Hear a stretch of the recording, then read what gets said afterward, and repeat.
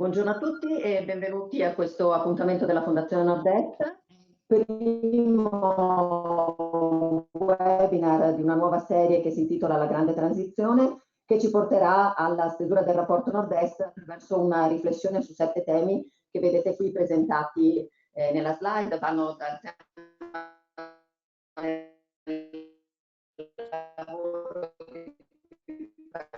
oggi al tema delle catene internazionali di fornitura, il digitale, le risorse finanziarie. Un contributo a un'argomentazione post-Covid, non tanto per riflettere sulle emergenze immediate e quindi sulle misure da adottare per le imprese, per le famiglie, per i lavoratori nell'immediato, quanto una riflessione di prospettiva che, partendo dall'emergenza del coronavirus, ci permetta di riflettere, di creare una sorta di piano strategico per il Nord-Est che, imparando da quanto è avvenuto, ci consenta di progettare un futuro differente, su basi in qualche modo differenti che tengano conto di questa situazione. Cosa abbiamo imparato? Lo questi 7 webinar, ma sicuramente il primo tema da tenere in considerazione è che dobbiamo imparare ad arrivare preparati a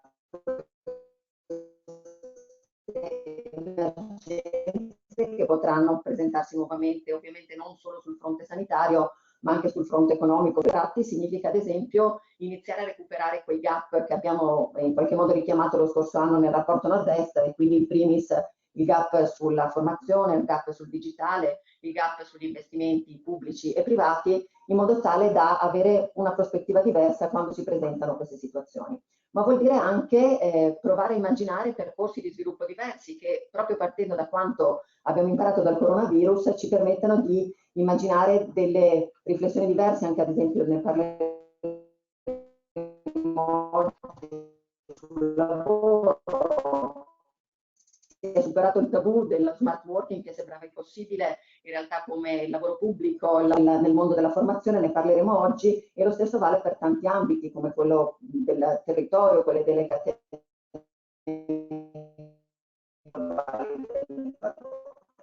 Si tratta quindi di 7 webinar che parlano di temi centrali per lo sviluppo Nord-Est, e da oggi fino alla fine di ottobre ci accompagna lungo e speriamo fruttuoso.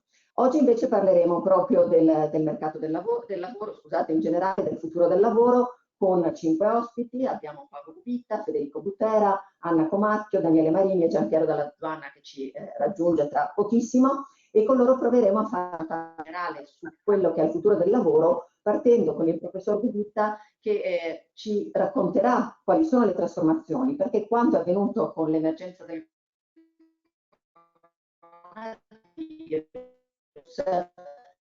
si è inserito in un percorso di profonda trasformazione del lavoro. Pensate solo al che ha comportato in termini di nuove professioni, di contenuti delle professioni, di organizzazione per quanto riguarda le imprese, e oggi proviamo a parlare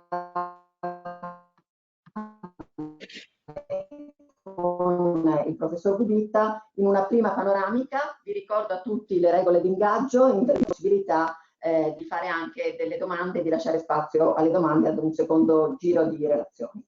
A te Paolo il primo giro di intervento sulle trasformazioni del lavoro. Vedete il mio schermo? Un attimo che faccio mostra schermo. Lo vedete? Vedete il mio schermo? Scusate, ditemelo perché... Benissimo. Allora sì, bene. E allora io in 6-7 minuti provo a tracciarvi quali sono alcune delle trasformazioni che stanno investendo il lavoro, e lo farò affrontando 4 temi. Quindi: come cambia il contenuto del lavoro, se siamo di fronte a quella che anch'io assieme ad altri abbiamo chiamato una doppia polarizzazione legata all'anagrafe, quindi all'età delle persone e al livello scolastico, e poi un paio di riflessioni su tempo e spazio. concettualmente le cose che condividerò con voi adesso completano il ciclo di webinar sul lavoro che assieme alla collega Silvia Oliva e a Fondazione Nord-Est abbiamo fatto nei mesi scorsi. Allora vi presento in questi minuti, è la prima volta insomma che li presento pubblicamente, abbiamo fatto un aggiornamento, alcuni dati.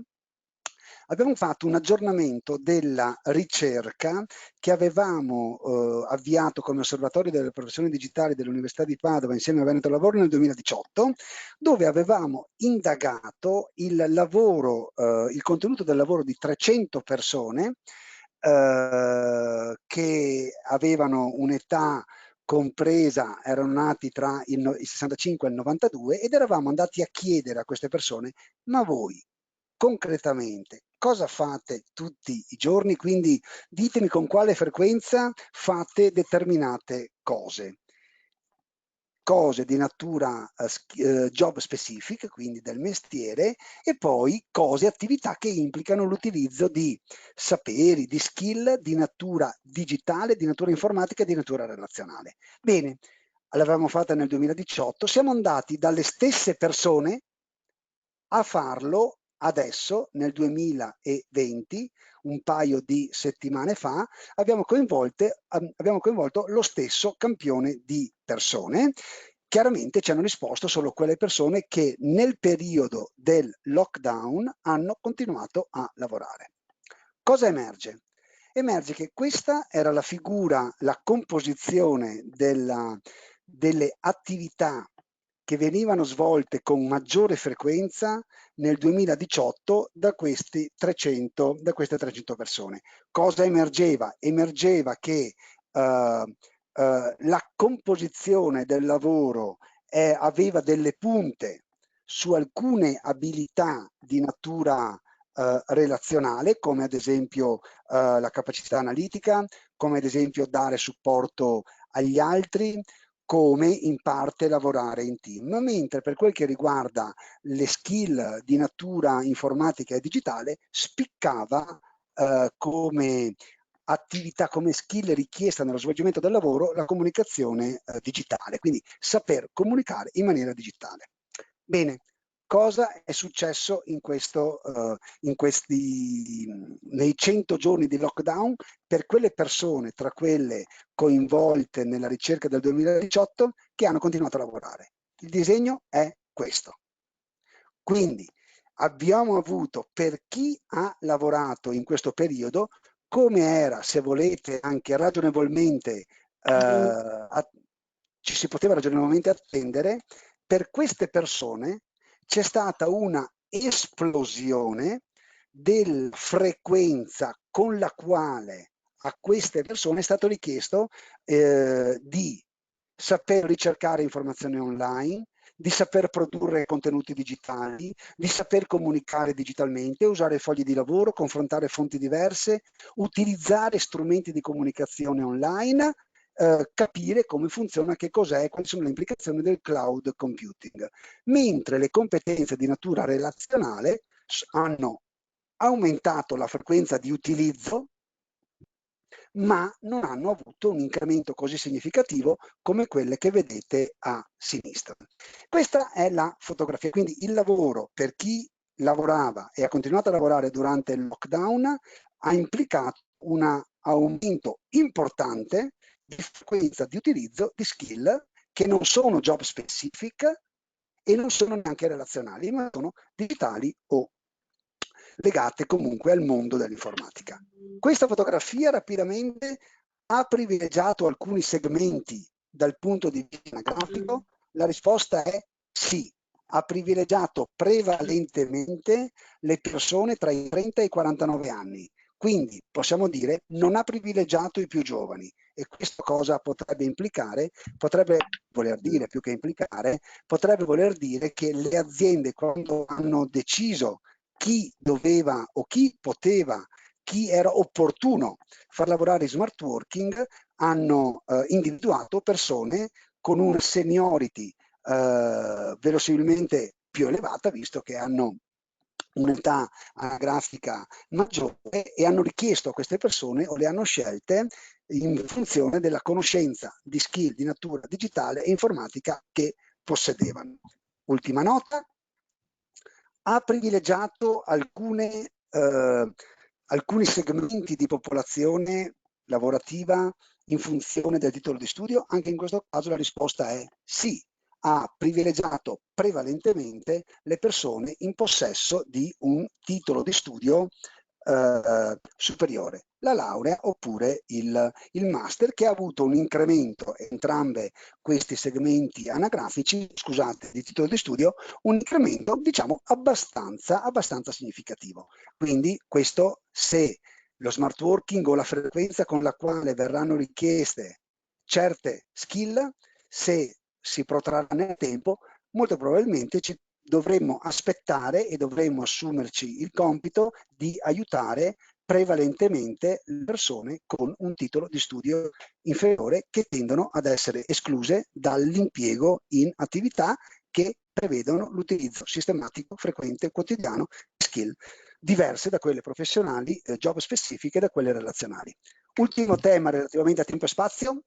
Qui le persone che hanno lavorato a distanza in maniera sistematica durante il lockdown, quindi hanno fatto smart working, il principale, la scala va da 1 a 5, il principale problema che hanno sperimentato è quello della ripartizione tra spazi di lavoro e spazi domestici, che, come avevamo già detto, e chiudo, in uno dei nostri seminari, ripensare gli spazi di vita quotidiana per gli smart worker sarà una delle criticità che dovremmo affrontare nelle prossime settimane o nei prossimi mesi. Sulle altre voci, eventualmente, se ci sarà un momento di dibattito, potremmo confrontarci, e in ogni caso su questi numeri presentati oggi poi ci torneremo nelle prossime settimane. Ho finito. Allora, professor Bubbitta, una chiosa. In qualche modo questo Covid ha accelerato delle tendenze che erano in atto, quindi da un lato la richiesta di competenze digitali più elevate e, diciamo, in qualche modo una maggiore facilità per quanto riguarda il lavoro per certe figure professionali con certe skill dal punto di vista della formazione. Sì, ed era una cosa ovvia da certi punti di vista, quindi ci siamo per certi aspetti limitati a fare una fotografia che era prevedibile. Il problema c'è per chi è escluso, e la responsabilità che una classe dirigente che si chiami tale deve assumersi è pensare non a chi è dentro, ma a chi è rimasto fuori e a chi sarà regolarmente escluso in futuro, se la combinazione, come tutti immaginiamo, tra lavoro in presenza e lavoro a distanza sarà una combinazione sistematica. E quindi non c'è nessuno che rappresenta il sindacato a questo tavolo oggi, ma verosimilmente il convitato di pietra qui sono: 1, il sindacato; 2, il sistema della formazione e dell'istruzione, soprattutto della formazione professionale, che deve farsi carico di tutte le persone escluse da queste nuove modalità di lavoro, che verosimilmente saranno tante. Benissimo, grazie.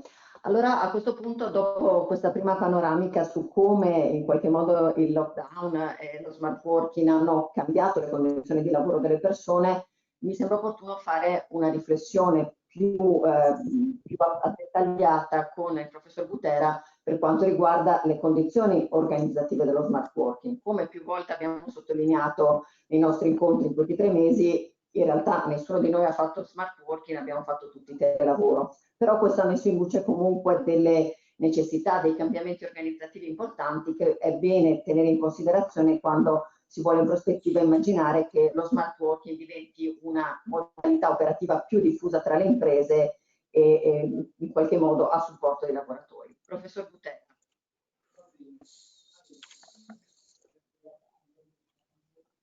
Grazie.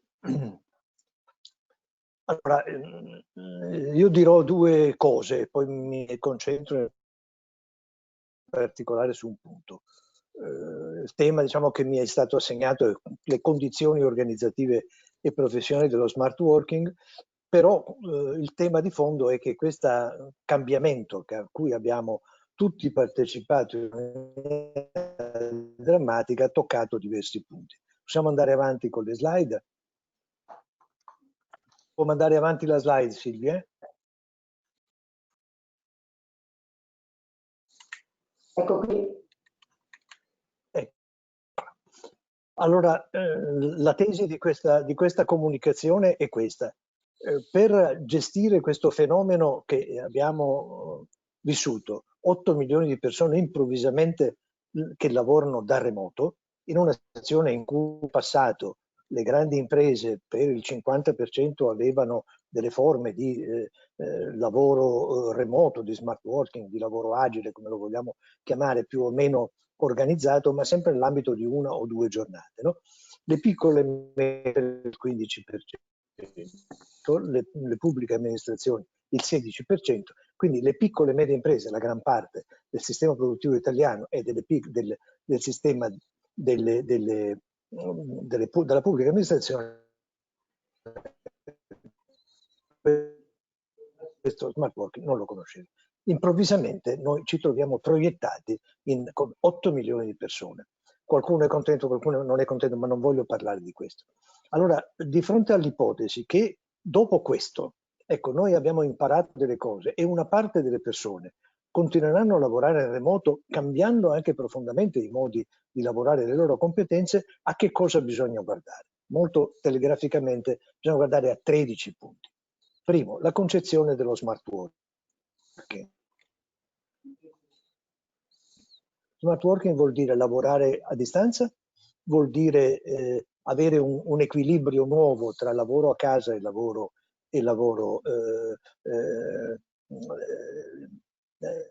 in ambiente familiare, vuol dire una concezione diversa del lavoro e dell'organizzazione. Io sono per questa ultima tesi, ma questo però è la prima cosa da concordare con chi si pone la domanda: lo smart working continuerà o non continuerà? Gli aspetti legali sono molto importanti. Se uno si fa male a casa, chi paga? Insomma, no? Allora, gli avvocati si sono scatenati su questo argomento, c'è un sistema normativo da cambiare, ma di questo non parlo. Le infrastrutture telematiche, probabilmente adesso cadrà la comunicazione, perché io non sono a Milano e quindi questo è un grande problema di un paese che non è ben connesso.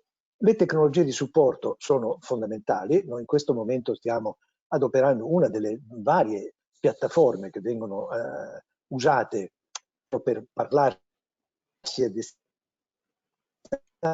ma per lavorare, per scambiarsi dei file. Su questo, come sempre avviene, i fornitori di tecnologia si sono precipitati per offrire strumenti senza i quali il lavoro remoto non sarebbe stato possibile, ma anche facendo quello che hanno sempre fatto dai tempi della ruota, insomma, ecco, dicendo che sono anche in grado di offrire soluzioni per quanto riguarda tutto il resto. Tutto il resto è il modo di gestire lavoro e vita. Ecco, le recenti inchieste dicono che chi aveva una casa da 150 metri quadri, non aveva bambini vicini e aveva una buona connessione al centro di una grande città è contentissimo dello smart working, che aveva 50 metri quadri, i bambini per casa e magari qualche anziano genitore disperato e non vede l'ora di tornare a casa. Quindi questo equilibrio è un oggetto. Il mindset, che cosa vuol dire lavorare in remoto? Allora, la battuta che io potrei fare è che smart worker si diventa, non si nasce. Il vero problema politico ed economico è quanto domani saremo in condizioni di lavorare a distanza e in ufficio. I 3 punti che io mi sono riservato sono: che cosa sta avvenendo in questo momento? Che gli uffici costituiti da sistemi professionali hanno retto, quelli che hanno caratterizzati da lavori direzionali hanno retto. Ecco, i lavori all'interno di quello che lo chiamo l'ufficio fabbrica, che per quanto si sia modernizzato rimane fortemente dominato da modelli burocratici, spesso tayloristici, ecco, stanno incontrando un problema. Allora, lo smart working non si svilupperà in nessun modo se non si smantella l'ufficio fabbrica. Questo è il primo. E per smantellarlo bisogna fare delle azioni positive, non soltanto negative. L'altro elemento fondamentale è che la questione del lavoro remoto implica un modo di cooperare in maniera autonoma, di condividere le conoscenze con gli altri, di comunicare in maniera estesa, soprattutto se c'è una situazione remota, e vivere un nuovo senso di comunità. Questo è un modello organizzativo diverso dal modello dei reparti, dal modello delle strutture formali, e quindi da questo punto di vista io lo chiamo un sistema sociotecnico orientato ai risultati, orientato a un rapporto con l'esterno che va costruito, e questo non ce lo dà la tecnologia, ma lo dobbiamo costruire con delle azioni positive. L'altro punto, e vado per chiudere, è che la concezione del lavoro, l'ha già anticipato Paolo, ecco, sta per essere profondamente modificata, e io vorrei toccare soltanto un punto. Il telelavoro, il lavoro a distanza, il lavoro ubiquo come io lo chiamo, comunque lo vogliamo chiamare, ecco, che lavora per risultati, ecco, non può essere pensato se questi risultati non sono costruiti all'interno del ruolo delle persone. Quindi noi dobbiamo pensare di dover abbandonare i concetti di mansione, di posizione, di livelli, insomma, no? Ecco, che hanno dominato le relazioni industriali e il sistema di regolazione, e passare invece all'idea di una rappresentazione del lavoro basata su risultati, su relazioni, su competenze, su modalità di lavorare insieme.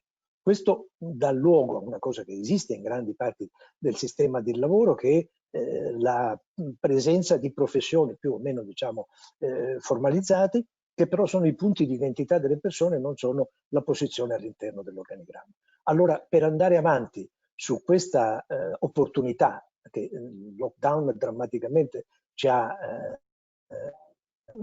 offerto, ecco, noi dobbiamo pensare a delle azioni di ripensamento del lavoro, della microorganizzazione, della macroorganizzazione, insieme con la utilizzazione ottimale di tutte le tecnologie e di tutti gli altri punti che io qui ho elencato in maniera un po' troppo dettagliata.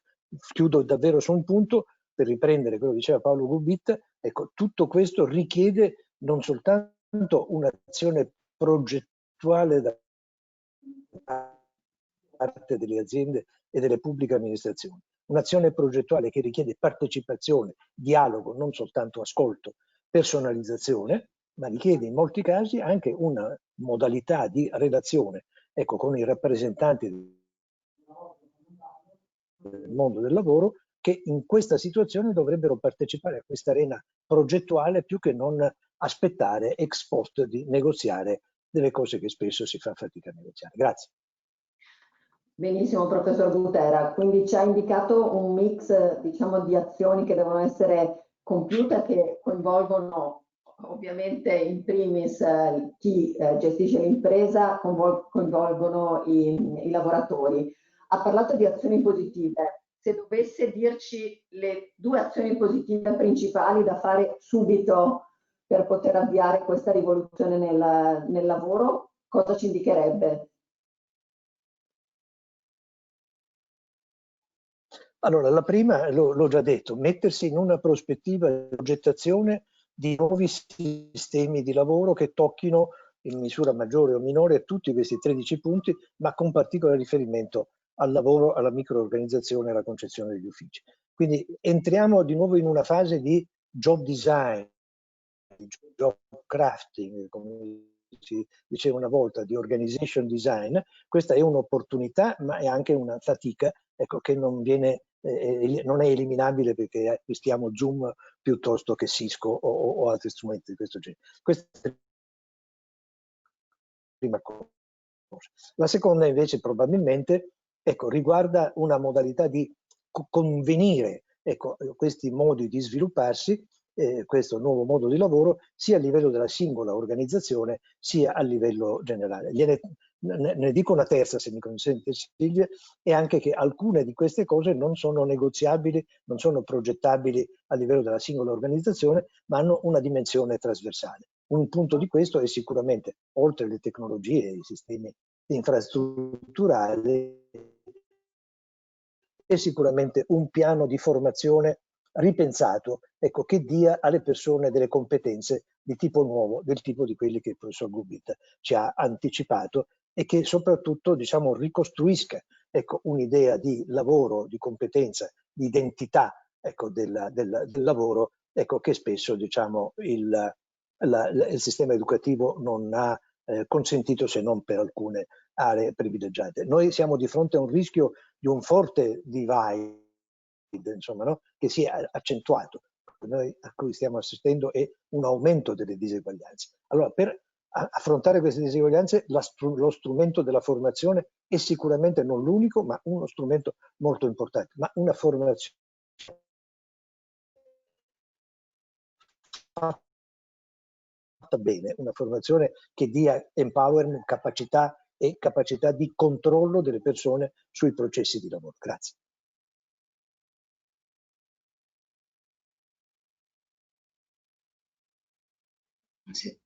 Silvia? Mi sente Silvia? Silvia? Non ti sentiamo. Eccomi qui, mi sentite? Ecco, allora facciamo un ulteriore approfondimento sul tema dello smart working e del tema dell'organizzazione con la professoressa Anna Comacchio, che ci aiuterà a ragionare in termini di cambiamento dell'organizzazione anche a partire da alcune esperienze che lei ha in qualche modo affrontato in questo periodo direttamente coinvolgendo le imprese e con cui ha potuto fare una riflessione più ampia su questo tema. E ti passo subito la possibilità di condividere lo schermo. Grazie Silvia, ditemi se vedete il mio schermo. Non ancora. Adesso lo mostro. Ecco. Lo vedete? Assolutamente sì.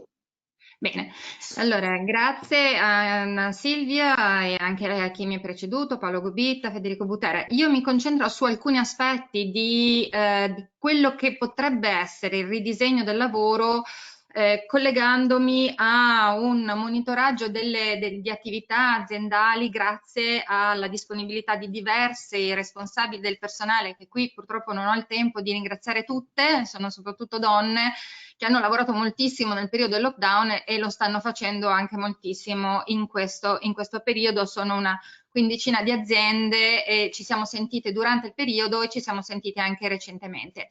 Allora, io mi concentrerò su 3 elementi. Cosa abbiamo alle spalle? Perché ci dice qualcosa di quello che stiamo vivendo in questo momento e di quello che potrebbe essere il futuro del ridisegno. Allora, che cosa abbiamo alle spalle? È già stato richiamato più volte. Abbiamo avuto uno spostamento totale di lavoratori a casa in remote o per alcuni aspetti anche senza attività lavorativa, e questo picco che vediamo qui di Microsoft ci dice tutto di quello che è successo negli Stati Uniti, ma i dati sull'Italia sostanzialmente sono gli stessi, riduzione delle ore lavorate e soprattutto le persone tutte a casa. Come hanno reagito le aziende? Quelle che hanno potuto continuare delle attività hanno reagito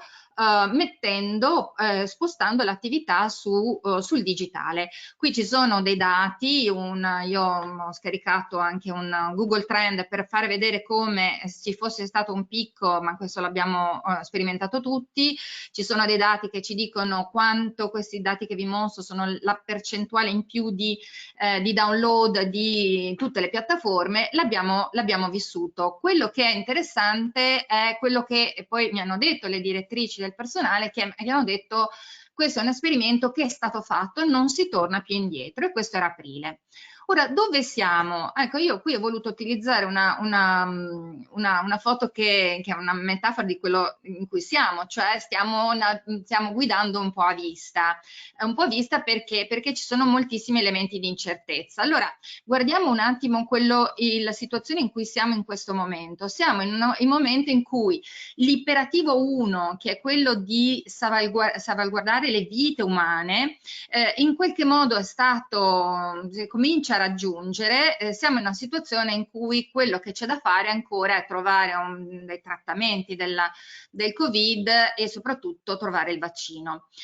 Sul fronte dell'imperativo 2 abbiamo invece la necessità di salvaguardare la sopravvivenza delle persone, non solo la vita ma la sopravvivenza in termini dal punto di vista economico, e qui siamo in una situazione in cui c'è stato, cominciamo a vedere qual è lo shock di tipo economico, e soprattutto siamo in questa situazione in cui ci siamo preparati a tornare, stiamo tornando, siamo già tornati per molte aziende, molte attività, ma ci stiamo chiedendo come si ritornerà, se ci sarà un'accelerazione o non ci sarà un'accelerazione. E i dati sul PIL statunitense ci danno proprio questa misura dell'incertezza degli scenari. Ci sono due scenari qui, come vedete lo scenario uno scenario più ottimista che dice c'è stato un calo notevole rispetto al quarto trimestre del 2019, però il recovery è di tipo A-V e quindi abbastanza veloce, tanto che si prevede di ritornare a una qualche forma di new normal anche da un punto di vista di fatturato e di PIL nel caso degli Stati Uniti nel secondo trimestre del 2021. Ma c'è un altro scenario e qui vedete anche la cifra della grande diversità poi di impatto anche economico, che è quello di un recovery a U o addirittura a L, e questo sono una situazione che non si prospetta solo per il PIL degli Stati Uniti, ma è proprio lo tipo di scenari che intravediamo anche in Italia rispetto a settori diversi e rispetto a aziende diverse. Quindi la situazione della navigazione o della guida a vista è proprio questa: non abbiamo chiaro qual è lo scenario che abbiamo di fronte, le aziende non ce l'hanno ancora chiarissimo e non si sa, se non si riesce a capire se in una situazione positiva sarà V oppure no. Per esempio qui vedete Jean-Paul Metaffi di Wharton, grande esperto dell'automotive, un caro collega coautore di un lavoro fatto sulla Lean Production, e qui lui dice, per quanto riguarda l'automotive, che è uno dei settori più colpiti, ma sappiamo che anche l'abbigliamento è stato estremamente colpito, non crediamo in una recovery a V, sarà molto più graduale per quanto riguarda l'automotive, anche se per esempio l'ibrido e l'elettrico potrebbero. Allora, questo è lo scenario, dove andare da un punto di vista organizzativo, e qui ci ritroviamo in una situazione di questo tipo. Siamo partiti con esperienze molto diverse di smart working e una limitata urgenza nel redesign del lavoro. Qui vedete si sono poi, come dire, c'è stata un'omogenizzazione di tutte le esperienze, nel senso che tutte le aziende che ho intervistato si ritrovano nella stessa situazione, tutti a lavorare da casa, tutti una buona produttività, tutti soddisfatti, grande collaborazione, ognuno con la sua piattaforma. Adesso stiamo intravedendo una riapertura di esperienze e quindi un rientro che, dato questo aprirsi di scenari per settore ma anche per tipologia di impresa, rende diversificate le esperienze. Quindi una prima considerazione è che probabilmente one site doesn't fit all, un modo di ridisegnare o ripensare l'organizzazione del lavoro non va bene per tutte le aziende. Quello che si trova più omogeneo invece è l'urgenza più presente in tutte le interviste che ho fatto a ridisegnare il lavoro. Quindi si sta aprendo il panorama di come si rientra, ma probabilmente con una maggiore consapevolezza che bisogna rientrare ripensando il lavoro. In un recente incontro organizzato da Sviluppo Organizzazione sollevavo già prima del lockdown proprio questo tema di ridisegnare il legame tra le dimensioni chiave dell'organizzazione del lavoro, che sono state ingabbiate e incatenate l'una con l'altra col taylorismo, e poi man mano qualcosa si è sbloccato, si è ricomposto. In questo momento siamo in una situazione in cui task, skill, tempo, risultato, luogo, l'ha detto bene Paolo Gubita, l'ha detto bene Federico Butera, si stanno scomponendo. Quindi il tema è come ridisegnare, come andare a ricomporre questo tipo di dimensioni. Se voi guardate cosa dice un collega di Harvard sul remote working, dice invece potrà essere è molto efficace, ma devi anche ristrutturare i processi organizzativi che riguardano la comunicazione, che riguardano la socializzazione, che riguardano il coordinamento. Allora vado a chiudere con due riflessioni. Il primo, quello che sto rilevando è appunto questo diversificarsi di esperienze, quindi ci sono aziende che sono già tutte rientrate, in cui anche il personale impiegatizio è rientrato, sta progressivamente rientrando, ovviamente con un mix di anche ovviamente cassa integrazione, e quindi con una cassa integrazione a rotazione, qualcosa di remoto, però ci sono aziende che stanno rientrando e quindi c'è più presenza. Ce ne sono altre in cui invece si continua a lavorare nello stesso modo di prima. Allora, questo mix che porta a un ridisegno anche del collegamento tra remoto e presenza, e quindi dell'orario di lavoro, degli spazi lavorativi, dipende da molti fattori. Non c'è il tempo per approfondire ciascuno di questi. Ad esempio pesa la cultura aziendale, una cultura di presenza, una cultura di vis-à-vis ha una sua valenza, e ci sono ricerche che si domandano quanto si può consolidare una cultura aziendale o mantenere una cultura aziendale se si è tutti da remoto. Ovviamente c'è il tema degli spazi, quindi chi ha spazi che non consentono la copresenza necessariamente sta in remoto e dovrà ripensare a come mixare lo spazio, le persone e le diverse attività. C'è un tema per esempio di interdipendenza tra task, quelle attività che sono meno interdipendenti tra loro possono restare in remoto, così come quelle ad alta routinarietà, quindi la persona rientra, come mi è stato detto, prende alcune attività, alcuni fascicoli o documenti e rientra al lavoro in casa avendo un chiaro task. Anche la relazione interpersonale qui conta, come l'internazionalità. Qua dico un'ultima cosa che riguarda proprio questo aspetto anche di internazionalità che interessa molto le nostre aziende, che è importante anche per il recupero.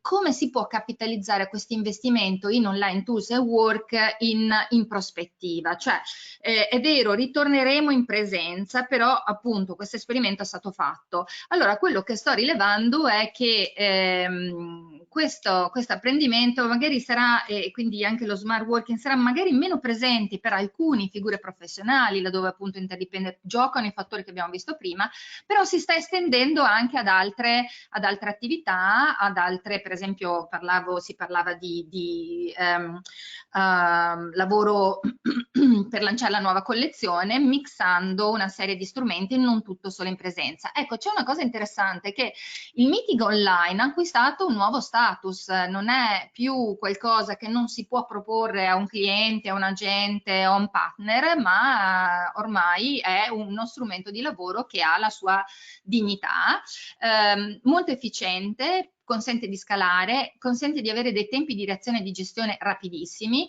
L'efficacia è tutta da sperimentare anche in questo mix di presenza e di remoto, e le professionalità oggi sono tutte da acquisire, cioè l'uso di questi strumenti non può essere più, soprattutto quando si cominciano a usare verso l'esterno e non solo l'interno, non possono essere più come dire, del fai da te che abbiamo visto durante il lockdown.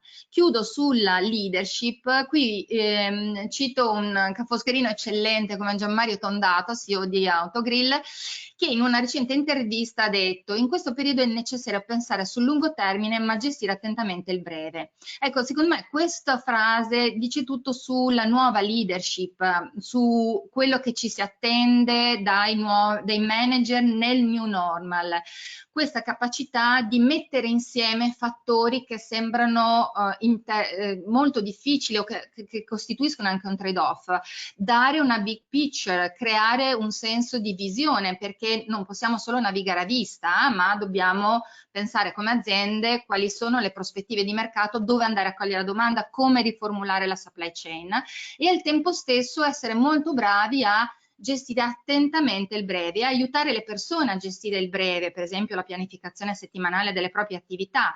E gestire attentamente il breve vuol dire anche porre attenzione a come nel breve le cose possono cambiare e agilmente bisogna adattarsi. Grazie.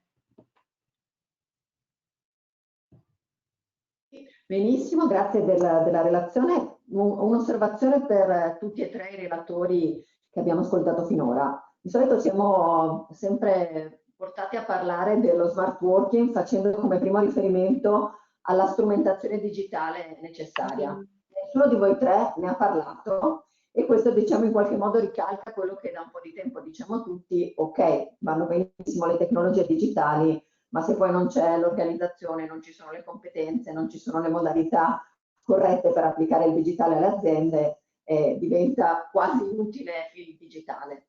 È un tema Scusa centrale. Silvia, posso intervenire? Esatto, quindi Certo. la tecnologia è abilitante, no? Ma ci sono gli altri elementi per mettere l'energia a terra. Bisognerebbe dirlo anche al governo adesso che deve allocare miliardi di euro perché li allochi nell'investimento, nella creazione dei saperi che servono per dar valore alle infrastrutture tecnologiche disponibili, e speriamo che arrivi a Villa Pamphili il messaggio. Benissimo. Allora, a questo punto abbiamo parlato di organizzazione, abbiamo raccontato di come le organizzazioni, le imprese si devono adattare a questa nuova possibilità, e cerchiamo invece di capire dal punto di vista dei lavoratori quale tipo di percezione, cosa è cambiato, quali sono le figure professionali. Lascerei quindi la parola a Daniele Marini per la sua relazione.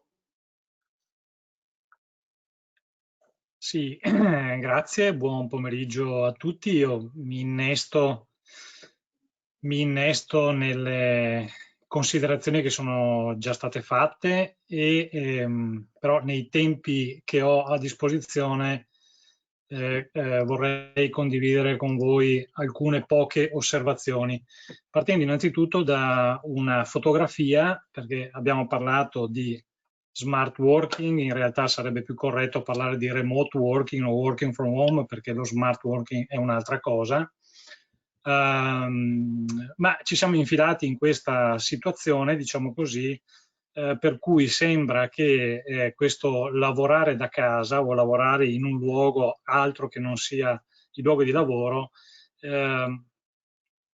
sembra essere quasi l'unico modo del lavoro del futuro. In realtà, dobbiamo dircelo, così non è, dobbiamo avere uno sguardo complesso e ampio sulle diverse situazioni, e ve lo dimostro attraverso questa ricerca che è stata realizzata a livello nazionale su un campione di oltre 1000 lavoratori di tutti i settori, esattamente nel periodo del lockdown, cioè alla fine di aprile.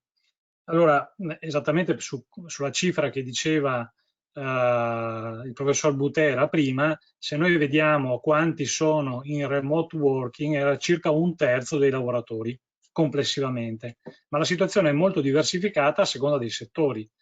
Nell'industria questo riguarda solo il 15%, nel terziario dei servizi privati il 31%, nella pubblica amministrazione quasi 1 su 2. Quindi quando parliamo di lavoro da remoto o lavoro non nei luoghi di lavoro, scusate il gioco di parole, dobbiamo anche avere presente la complessità del mondo del lavoro, e quindi che questa prospettiva non è l'unica prospettiva del lavoro del domani, ma è sicuramente una componente dalla quale, come è già stato detto da chi mi ha preceduto, chi l'ha sperimentata tenderà a non ritornare indietro, o comunque ne conserverà una parte ampia.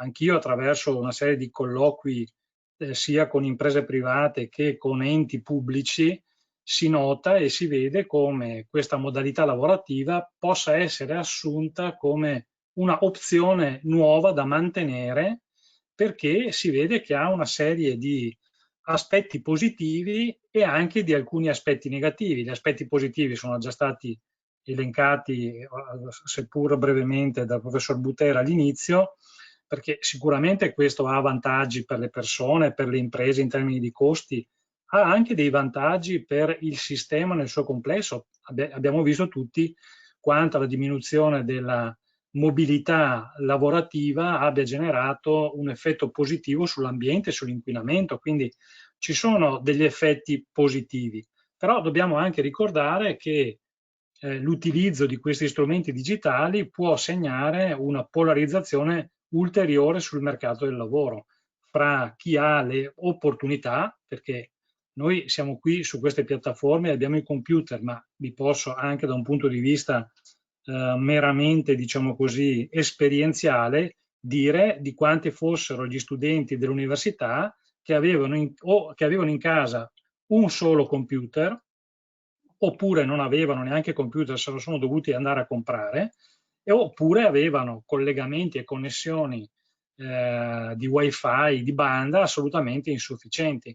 Quindi questa modalità di lavoro, diciamo così, come ricordava Paolo Gubita poco fa, richiede invece che prima ancora che ci si possa organizzare in questi termini, ci siano effettivamente degli investimenti nelle infrastrutture perché queste modalità siano effettivamente agibili e perseguibili da parte del mondo del lavoro e delle imprese.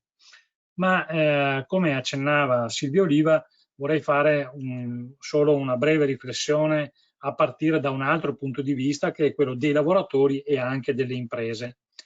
Allora, questa che vi presento è una ricerca realizzata pochi mesi fa su un campione di lavoratori della provincia di Vicenza, in cui è stato chiesto quali fossero le competenze professionali richieste oggi, cioè al momento dell'intervista, e quali quelle che ritengono saranno richieste in futuro. E come potete vedere, tutta la parte di competenze hard, diciamo così, quelle sulle quali anche la stessa formazione professionale, l'istruzione si è concentrata in tutti questi anni, appare decisamente in declino oppure con una crescita relativa. Cioè, agli occhi degli stessi lavoratori, quelle competenze non saranno più utili per il mondo del domani. Che cosa invece è in ascesa? Vedete le abilità cognitive, il contenuto, le capacità analitiche, le competenze relazionali, e poi ce ne sono altre di carattere, diciamo così, di emergenza che stanno crescendo. Detta in una parola, prevalentemente sono le cosiddette, come è noto, soft skill, cioè le capacità soft di carattere relazionale, competenze che si acquisiscono non tanto o non soltanto meglio attraverso uno studio tradizionale, ma attraverso la esperienzialità, il che ci dovrebbe dire dell'importanza, della centralità che oggi ha la capacità, la possibilità per le generazioni future di apprendere lavorando. Ma se questo è il punto di vista dei lavoratori, si sposa assolutamente con quello degli HR, cioè di chi fa le selezioni del personale, e in questo caso è una ricerca fatta sugli HR dell'automotive, ai quali è stato chiesto quali saranno le skill di base previste da qui al 2025, cioè per i prossimi anni. E come potete chiaramente vedere, c'è una sostanziale sovrapposizione con quanto abbiamo visto in precedenza, e cioè ancora una volta sono le competenze immateriali, per così dire, ad avere la meglio, mentre una istruzione e una formazione che si fondi sulle tradizionali abilità tecniche e fisiche, diciamo così, viene assolutamente disconfermata. Quindi abbiamo anche da questo punto di vista dei processi formativi che devono essere fortemente ripensati e che richiedono un forte collegamento, una forte connessione con il mondo del lavoro, tanto che dovremo parlare sempre di più di scuola-lavoro, cioè di scuola e lavoro insieme in modo integrato. E chiudo questa riflessione dicendo che cercando di sostenere come in realtà questa esperienza del lockdown, l'esperienza dell'ingresso comunque dei processi di digitalizzazione nei processi produttivi sta cambiando il paradigma delle professioni, cioè siamo di fronte a una nuova idea di lavoro e di cultura del lavoro. Se nel Rinascimento il paradigma artigiano era il paradigma del lavoro, poi abbiamo nel Settecento i liberi professionisti, cioè la nuova borghesia che nasce. Il Novecento è stato sicuramente il paradigma del lavoro operaio come il lavoro cardine. Io credo che quello che abbiamo di fronte oggi, sempre più in prospettiva, sarà quello di avere lavoratori imprenditivi e con professioni generaliste. Cosa vuol dire? Lavoratori imprenditivi vuol dire che a questi è richiesto sempre di più di avere una autonomia, una capacità decisionale, una responsabilità nel loro luogo di lavoro. E peraltro vorrei dire che questa situazione ci racconta per uno scherzo della storia, se così vogliamo, di un incontrarsi di due flussi fondamentali. Da un lato, da parte dei lavoratori, nelle loro culture del lavoro, esprimono sempre di più una crescente soggettività, cioè il bisogno di percepire il lavoro come un percorso di carriera, una crescita professionale, cioè quindi dove il soggetto è messo al centro. E dall'altro abbiamo queste nuove tecnologie che consentono esattamente di sperimentare questo, cioè autonomia crescente. Ecco perché appunto lavoratori imprenditivi, cioè in grado di assumere decisioni autonome, e questo risponde ai bisogni dell'organizzazione del lavoro, ma anche al loro bisogno. E professioni generalisti perché?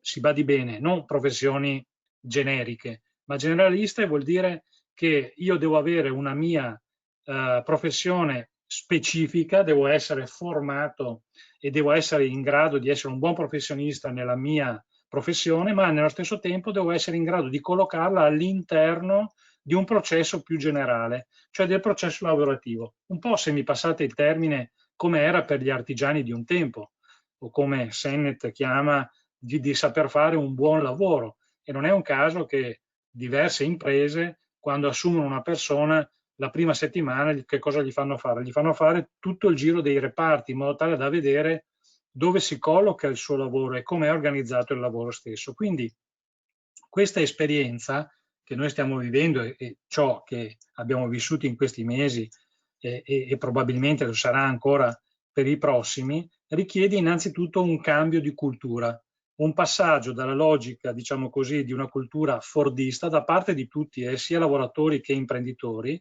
a un'altra logica che è una logica, diciamo così, dello sviluppo digitale della nostra vita e del nostro lavoro. Grazie. Professor Marini, le faccio una domanda provocatoria. Come si sposano i dati che ci ha presentato con il fatto che il mondo delle imprese e tutte le ricerche dicono, e leggiamo sui giornali continuamente, che servono tecnici, servono tecnici, servono tecnici?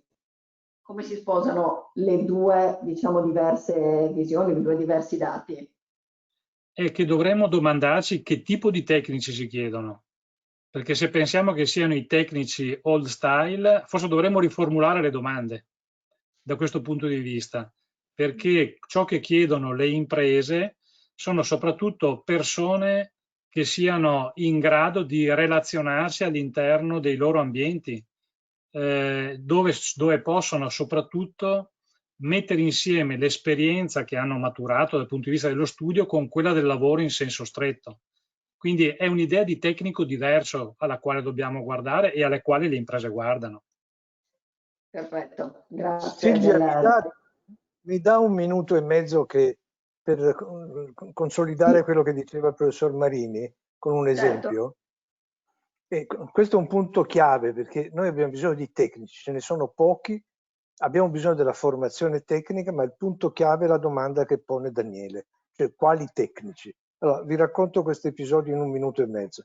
Visito una fabbrica importante di una grande multinazionale, trovo un giovane data scientist che è stato assunto da 1 anno e mezzo e fa la manutenzione predittiva, una delle cose più complicate che ci siano, perché sono algoritmi complicatissimi. Laureato al Politecnico, e gli domando: lei è contento di questo lavoro? Dice: contentissimo, mai andrei via. Dico: ma perché?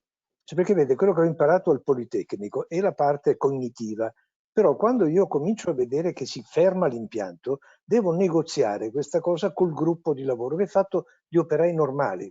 E quando abbiamo trovato il modo di risolvere questo problema, questo modello io lo devo diffondere per tutto lo stabilimento. E siccome questa è un'azienda multinazionale, il mio challenge è quello di riuscire a trovare qual è il modello attraverso cui io riesco a combinare la mia conoscenza algoritmica con il modo con cui si gestisce una emergenza all'interno della fabbrica con persone normali. Questo me l'ha insegnato l'azienda, non il Politecnico. Questo è l'esempio che secondo me conferma quello che diceva Marini. Noi abbiamo bisogno di tecnici raffinati, ma tutte le competenze che lui ci ha elencato, ecco, bisogna che non soltanto siano apprese durante il lavoro, ma che siano apprese anche durante modi di apprendimento e di scolarizzazione in cui l'esperienza conti. Scusa se mi sono inserito. No, grazie anzi della riflessione. E arriviamo all'ultimo intervento del professor Dalla Zuanna e qui proviamo a fare invece una riflessione più di sistema. Abbiamo sentito il mondo dell'impresa, quindi chi gestisce l'impresa, l'imprenditore, abbiamo sentito il mondo dei lavoratori, adesso proviamo a fare una riflessione più generale. Questi cambiamenti che ha portato il coronavirus, queste nuove possibilità che anche lo smart working ha messo in luce, quali tipi di ricadute avranno a livello di sistema? Quale welfare sarà necessario per affrontare questa nuova fase, questa nuova idea di lavoro? Professor Dalla Zuanna. Non ti sentiamo? Microfono, Giampiero. Ecco. Si sente? Sì. Si sente adesso? Si sente? Sì.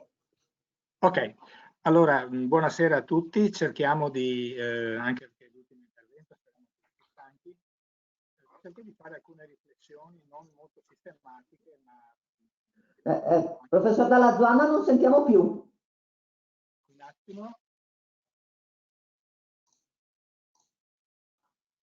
Ecco. Sente adesso? Un po' piano. Adesso? Si Se sente? possiamo alzare ancora un po'. Si sente adesso? Più di così non posso. Non hai un separatore in plexiglass di fronte al computer. Siamo? A posto? Sì.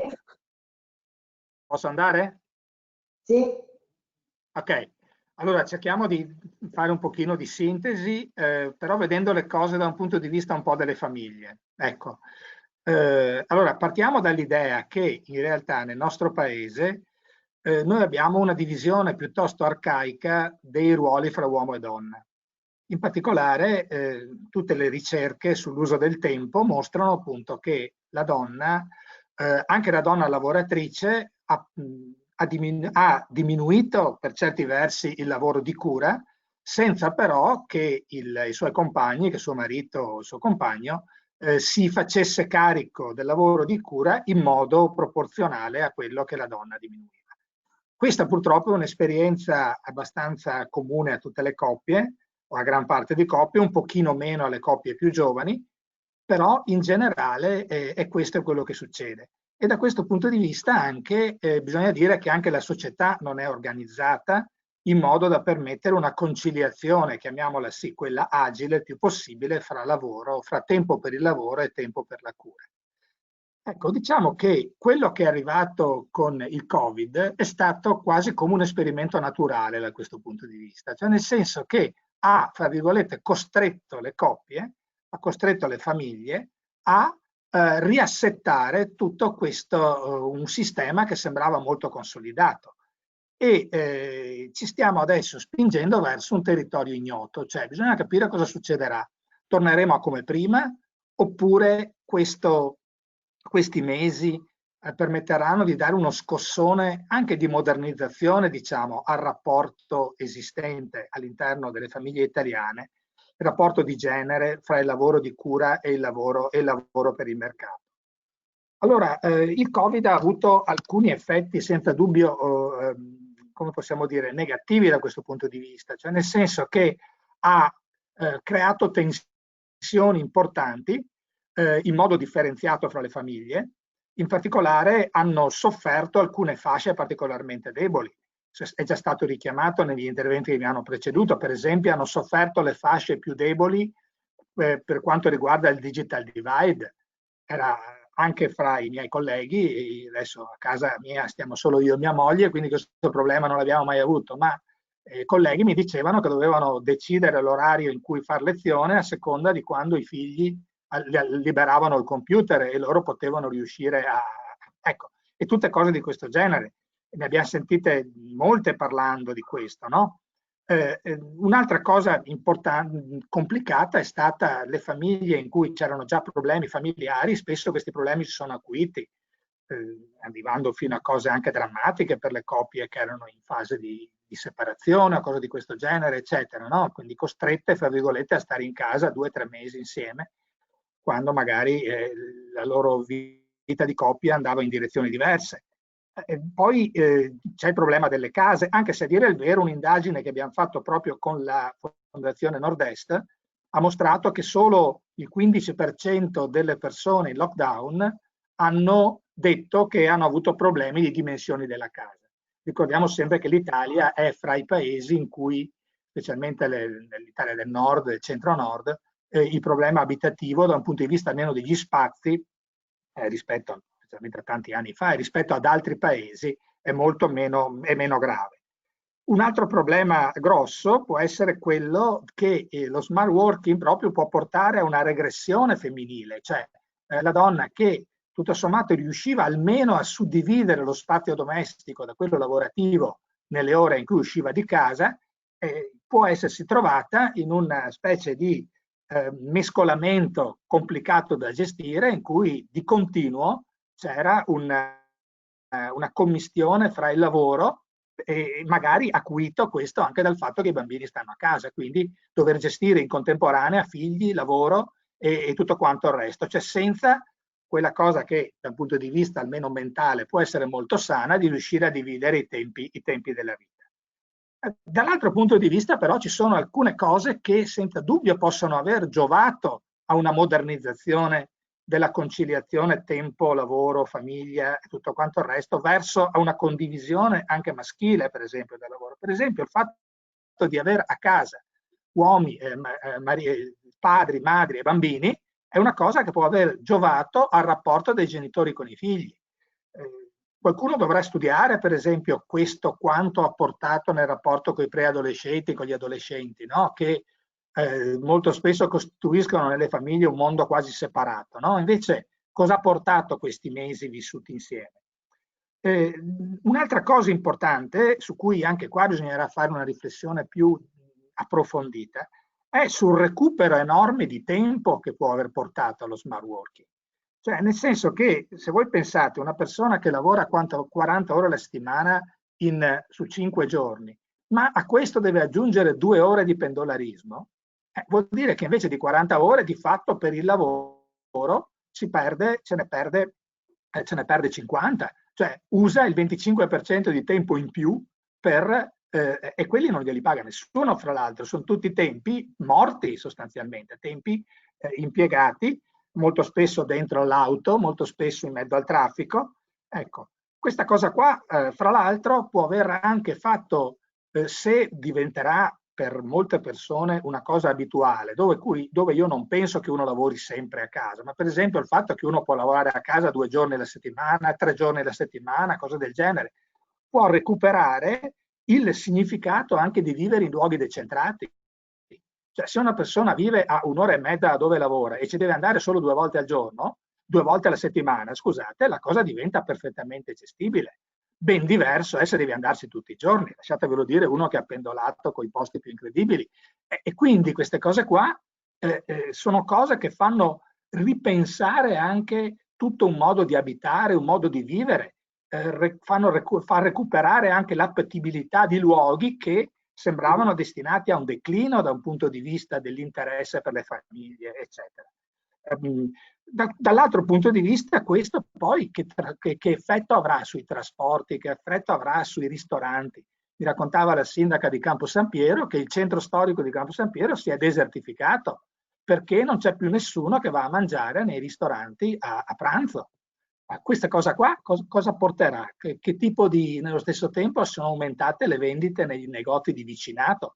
Cioè, voglio dire, questa cosa qua veramente è stato un gioco forte, un esperimento sociale che porterà delle conseguenze che saranno, che riusciremo a vederle se effettivamente un po' di queste cose che abbiamo vissuto durante il lockdown diventeranno effettivamente, come avete anche detto voi, diventeranno una prassi lavorativa.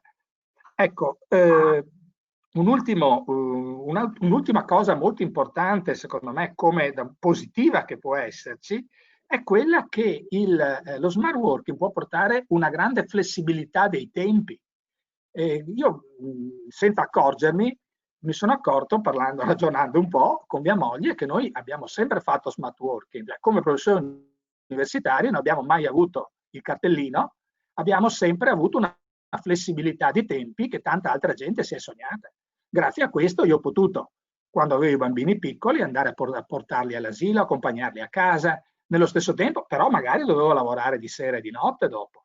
Cioè, però potevo gestirmi il mio tempo. Questa è una cosa positiva, è una cosa negativa, dipende da come si riescono a organizzare le cose. Ecco, però di per sé, una flessibilizzazione del tempo, un aumento del risparmio, cioè io ho sentito gente che mi dice io con la storia dello smart working ho risparmiato migliaia di euro perché non sono più dovuto andare in macchina a lavorare, non ho più dovuto mangiare fuori e cose di questo tipo. Allora anche questo sarà una cosa che si può trovare una sua, come si chiama, se diventa generalizzato, può diventare uno degli elementi per cui decidere il lavoro che si fa, come si fa, dove lo si fa e tutto quanto il resto.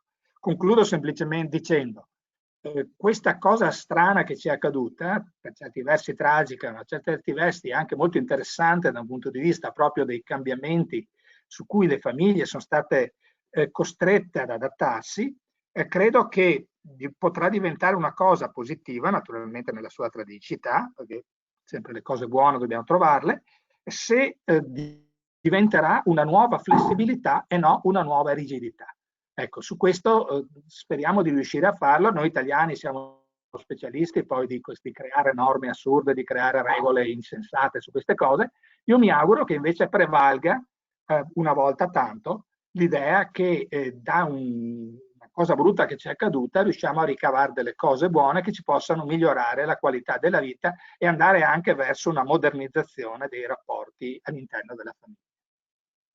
Benissimo, professor Giovanna.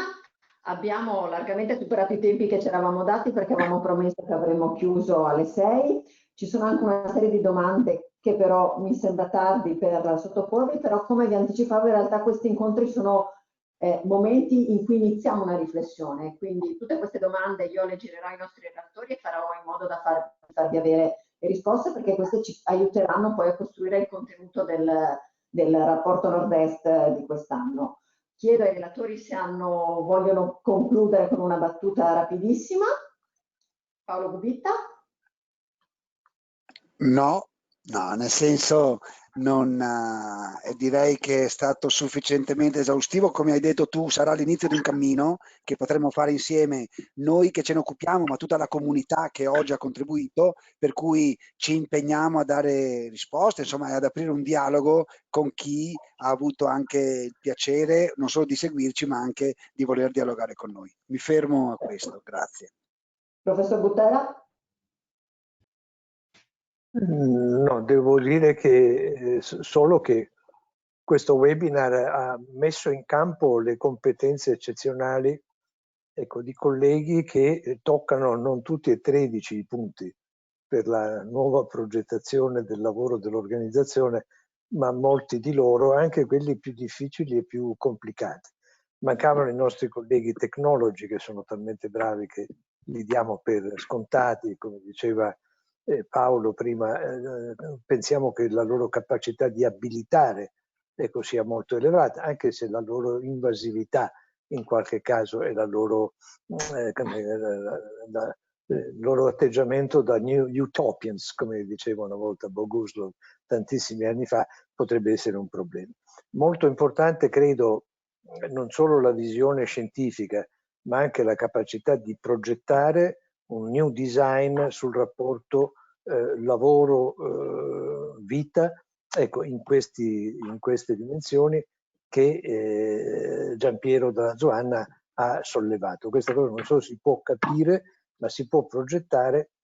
Allora, la dimensione, come dire, della personalizzazione, dell'intervento specifico nei singoli contesti, credo che venga fuori. Poi ci sono dei paletti, poi ci sono delle regole, poi ci sono delle infrastrutture generali, ma bisogna progettare. D'altra parte non è una cosa nuova, cioè una volta, ecco, era normale pensare che progettare un'azienda automobilistica, progettare un negozio, progettare un supermercato, progettare un'università richiedesse una personalizzazione, una modalità di confezionare un sistema nuovo, perché questo noi lo dovremmo superare solo pensando, ecco, che una parte di questo lavoro non si svolge in presenza, che si chiami lavoro remoto, agile, smart o come io preferisco ubiquo, ecco, ma che è soltanto un attributo che ci sta portando all'idea di riprogettare non solo il lavoro, ma tutto il sistema, diciamo, delle relazioni tra lavoro e vita.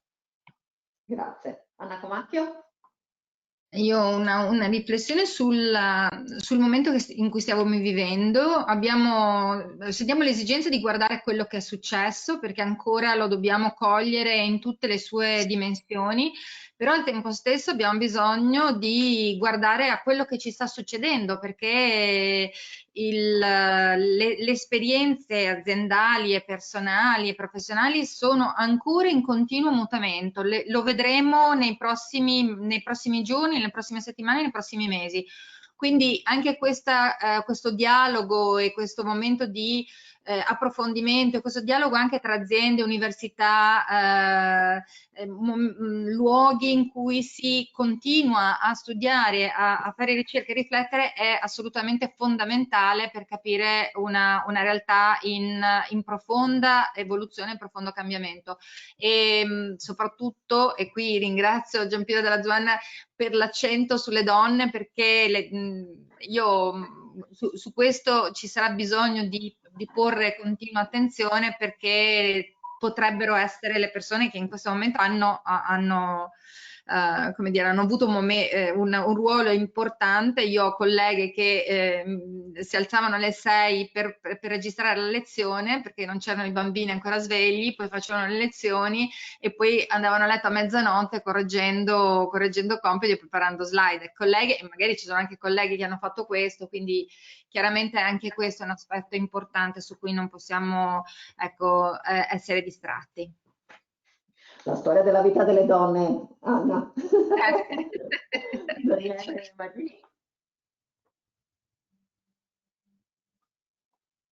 Daniele? Sì, ma abbiamo già detto molto e sforato.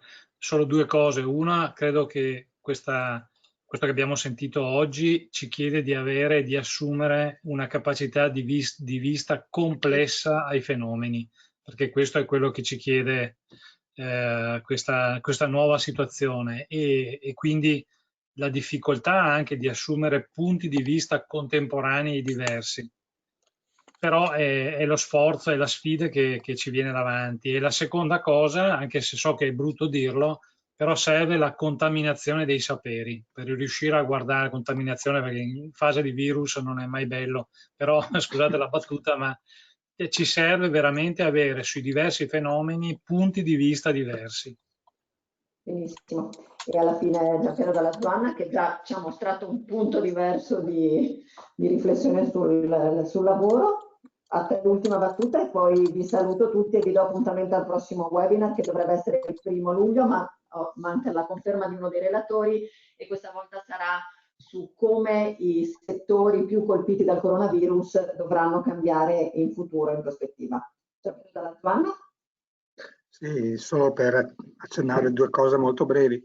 Da un lato che è proprio vero che, diciamo, questa crisi ha portato a una grande biforcazione fra i lavori, cioè c'è chi ha dovuto accentuare in modo spaventoso in realtà la presenza sul posto di lavoro, pensiamo anche chi ha lavorato sulla sanità o cose di questo genere, e chi invece ha dovuto proprio inventarsi un modo nuovo di vivere, di lavorare, eccetera. Cioè, quindi veramente sarà interessante capire questo. E un'altra cosa è una cosa su cui non mi trovo tantissimo d'accordo con Daniele, perché è vero che andiamo probabilmente sempre di più verso un lavoro in cui le persone devono essere capaci di